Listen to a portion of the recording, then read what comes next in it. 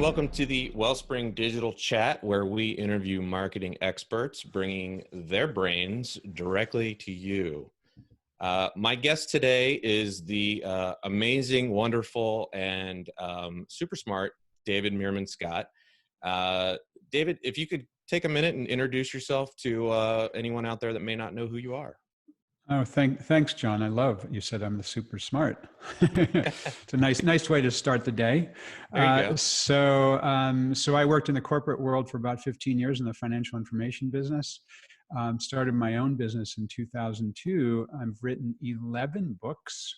3 of them are international bestsellers. One of my books, called The New Rules of Marketing and PR, is in 29 languages, from Albanian One of my favorites to Vietnamese. And my latest book came out in January. It's called Fanocracy: Turning Fans into Customers and Customers into Fans. I have a copy right here. I actually wrote this with my 27-year-old daughter, Reiko. And we spent 5 years researching together and writing, and then getting this book out into the world together. And it was a fabulous experience to work with her, because, you can tell I'm, getting on there in years, white man, and Reiko is a millennial, mixed race. My wife's Japanese. Reiko was born in Tokyo, woman, and so that combination was pretty fabulous. Well, I'm glad you showed a cover of the book, because I only have it on my Kindle, but it is one of my favorites. I read it about a month or so ago, and I've been recommending it like crazy to thank you. clients. It's very kind of you. Yeah, to clients, coworkers, marketing friends. I tell them this is one you need to read. Absolutely. Thank you. Very kind of you. Thank you very much. Absolutely, happy to. I also read your blog, and I did read. I think I read both versions, the original and then the one of the updated versions of the New Rules of Marketing and PR, and that is another favorite. That is a book that is timeless, and it just keeps getting better with every reissue. So, well, what's interesting is that in a way it's timeless, because it originally came out in 2007. That was the first edition. And the 7th edition, which, gosh, I can't even imagine, 7th edition is out in mid-May. So it is pretty exciting that book is timeless. But on the other hand, I have to keep updating it. Otherwise, it would feel a little bit old and stale. Sure, and the reissue that I read was completely timeless. So each update you do is fantastic. So I still recommend it today. Thank you. Very kind. So speaking of that era, we did a webinar last week on content marketing, and I mentioned the term newsjacking, which you popularized years ago. And in the crazy era of COVID-19, we're definitely seeing some newsjacking going on, and I wanted to both get you to define newsjacking for anyone not familiar with the term, and then maybe talk a little bit about how it's relevant today in the pandemic, but in general as well. Sure. So newsjacking is the idea of the news cycle always follows a bell-shaped curve. And if you can get your ideas into the news cycle as reporters and editors are looking for information, they're looking for people to quote, they're looking for facts, you can generate tons of attention for your business. So it's the art and science of injecting your ideas into a breaking news story. And I first started talking about this 10 years ago. I'm kind of stunned that newsjacking has taken on a life of its own. And in fact, the word newsjacking is in the Oxford English Dictionary. Is it really? Yeah, wow. Which is kind of amazing for me that, a mere mortal like you or me can create a word and have that word be so popular that it ends up being in the dictionary. And in today's world, there are interesting opportunities for some, but certainly not all, organizations to Newsjack in the world of COVID-19. So I've seen some great examples of newsjacking. I'll share one in a second, but I've also seen some bad examples. And the bad examples are the ones where an organization says, hey, you're stuck at home. This is a great time to buy clothing, 10% off and free shipping right now. Right.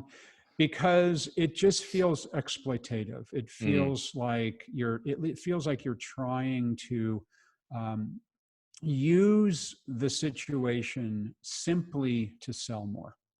Right. There are some organizations, though, have done a good job. So some of the clothing manufacturers, for example, very quickly shifted production and started to make masks or gowns for healthcare workers. Sure. And in Yeah, the many PPE. cases, they didn't do that just to get attention. They did it truly because they wanted to help the universe and help the healthcare workers. And then maybe they get some press out of it. I'll give a couple examples.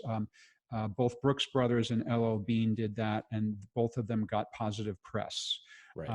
And so you have to do it with the right intentions. One of my favorite examples is an attorney in Ontario, Canada. His name is Russell Alexander, and he's a family law professional. He's got a team of, I think, 20 people in his law practice. So he created a COVID-19 and coronavirus help page for people looking for the legal aspects Right. of what's going on with coronavirus. So, and he's a family law expert. So, for example, he looked at and provided a whole bunch of information on something like, okay, I'm divorced from my wife. We share custody of the kids. The kids are living with my wife now.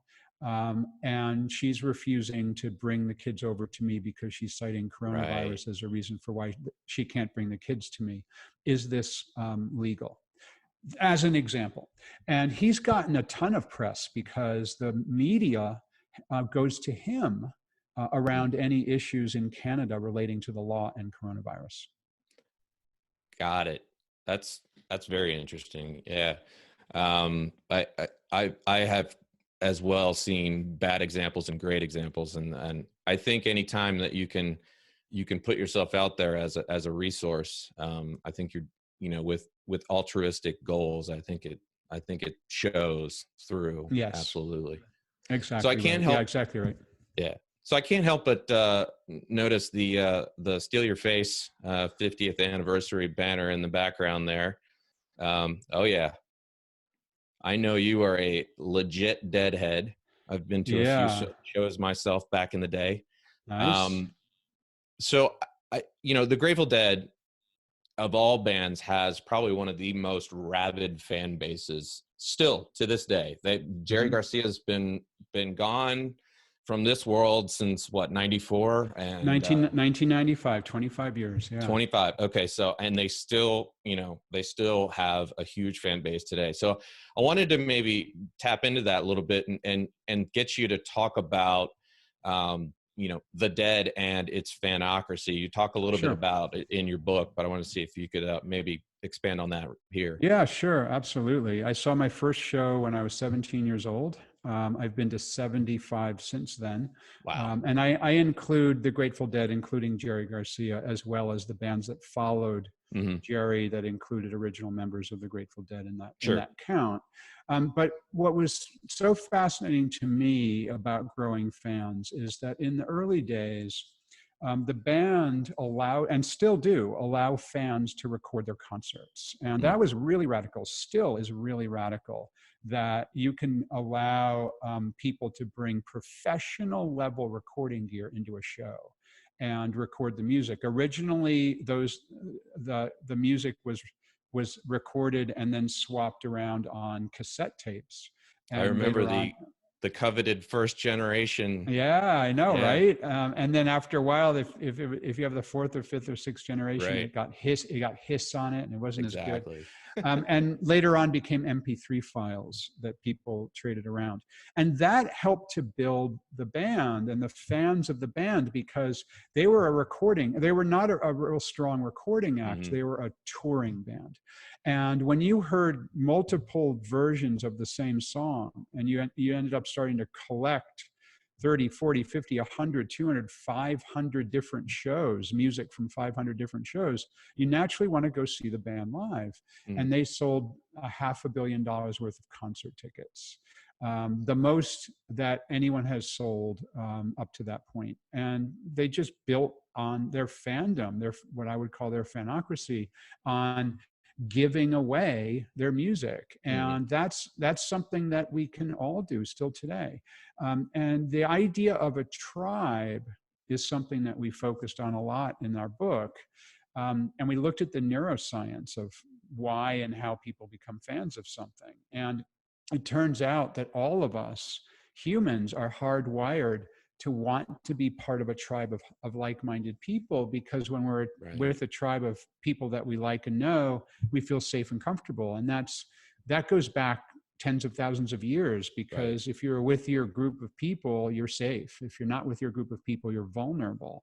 So for any of us who become fans of something, whether it's a sports team or participating in sports or bird watching or whatever it might be, in my case, I love live music, 804 live shows in my life and 75 Grateful Dead concerts, that when I'm at a Grateful Dead concert, I'm with my tribe, I'm safe and I'm comfortable.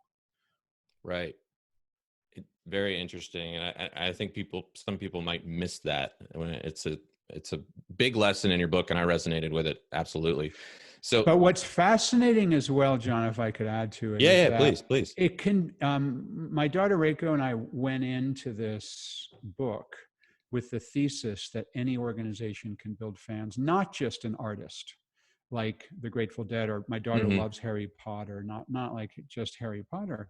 Anybody can. And that was our thesis. And we found it to be 100% true. Tons of examples that we write about, but one of my favorites is Haggerty Insurance. And they have built over 1 million fans in the auto insurance business. Now, what's cool about this example is that everybody hates auto insurance. Everyone hates auto insurance, right? No one wants to spend money on auto insurance because it feels like you're just tossing your money away when you write that check. And then no one ever wants to use the product because it means you crashed your car. Haggerty goes to over 100 classic car events around North America every year, and they meet people who are fans of classic cars. They specialize in classic car auto insurance. They have a YouTube channel with over 1 million subscribers. They have an auto club, a virtual auto club with 650,000 members. And they have built a massive fan base. I spoke with Nikhil Haggerty, the entrepreneurial CEO of Haggerty Insurance, told me I could never build this business by being the low-cost provider. I could never build this business by spending more money on ads. I can build this business by building fans. Very interesting. An insurance company, an auto insurance and I see no difference. Exactly, an auto insurance company. And I'm actually a customer. I have a 1973 Land Rover that's been insured by Haggerty for more than 15 years. But I see no difference between, after having spent 5 years researching this idea of fandom, I see no difference between how Haggerty Insurance builds fans, the Grateful Dead builds fans, or even a government agency. NASA has 50 million fans. You can walk down any street in the world and not be surprised if someone approaches you wearing a NASA logo t-shirt. That's nuts. They're a US government agency with 50 million fans.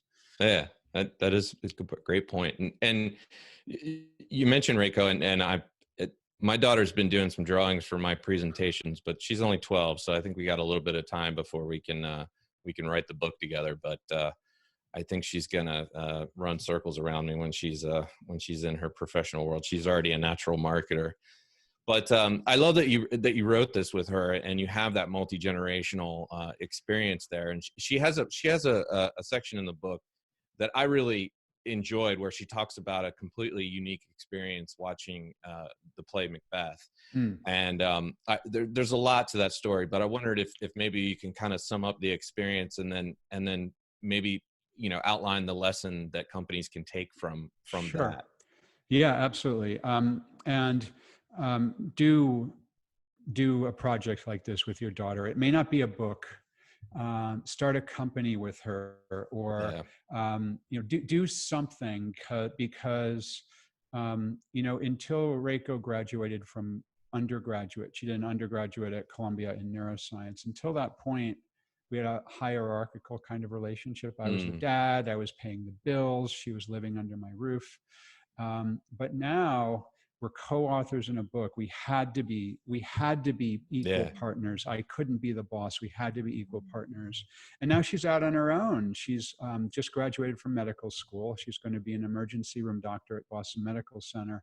And because we worked on this book together, we became very close in a way that we weren't with father, when we were always close as father-daughter. She's an only child, but this cemented the relationship in a very different way. So please do figure out at some point, 10 years from now, or whatever number of years from now, some cool project to do with your daughter. Absolutely. So Reiko, when we wrote individual chapters, which was fun. I wrote some chapters, she wrote some chapters in our own voices. And she talked a lot about the idea that a fan's experience is the way that they experience something. It's not something you can force on people. Right.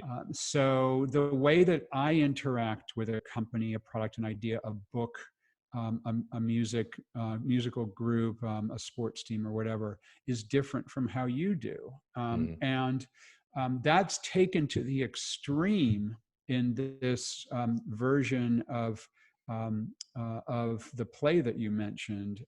And it's the theater company is called Punch Drunk. And it's pretty awesome, because you're sent into an old warehouse. It's a 5-story warehouse. The set is on every single floor. There's all kinds of different rooms. It's set up like a hotel, and they perform in and among you. So you're in with the actors in this 5-story building as they're performing this. And every single person's experience is different, because you can't be at all places at all times. It's not like you're in an audience looking at a stage. And so what I love about it is that, and by the way, the play is called Sleep No More. Sleep No More. It's held in New York City. Obviously not now as we're recording this, COVID, but hopefully they'll be back. And everybody's experience is different, because I might be in a certain room and I might see an actor come in, another actor come in, they perform a scene in front of me. But if you're anywhere else on the set, you cannot see that particular interaction. And so it's wild. It's really freaking cool. And it's taking to the extreme this idea that fans interact with products and services in their own way. And I love how Reiko came up with this comment that an organization cannot dictate how a fan interacts. Once you put your product or service out into the world, it no longer belongs to you. Right. And there's a lot of organizations that try to control their messages. But the lesson here is that you can't control your messages. You're better off putting your stuff out there and letting the fans control the messages.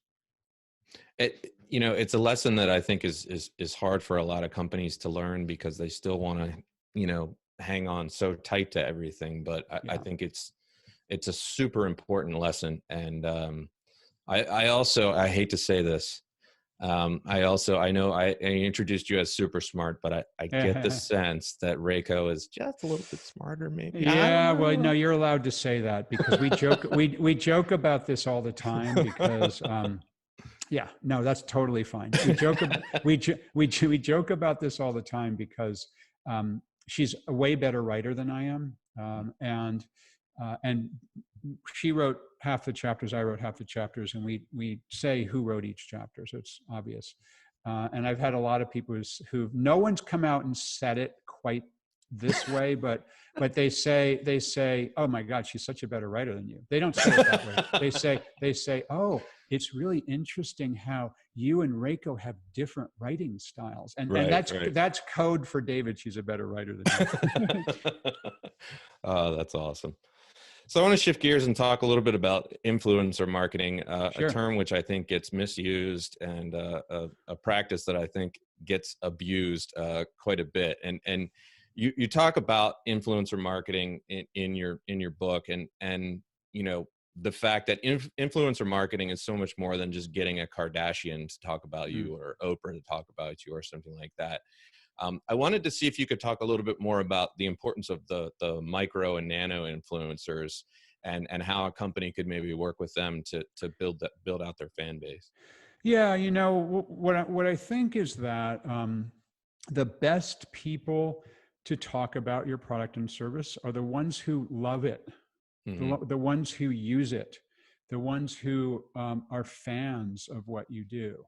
And so many organizations, when they think of influencer marketing, they think of it in the context of paid advertising. Right.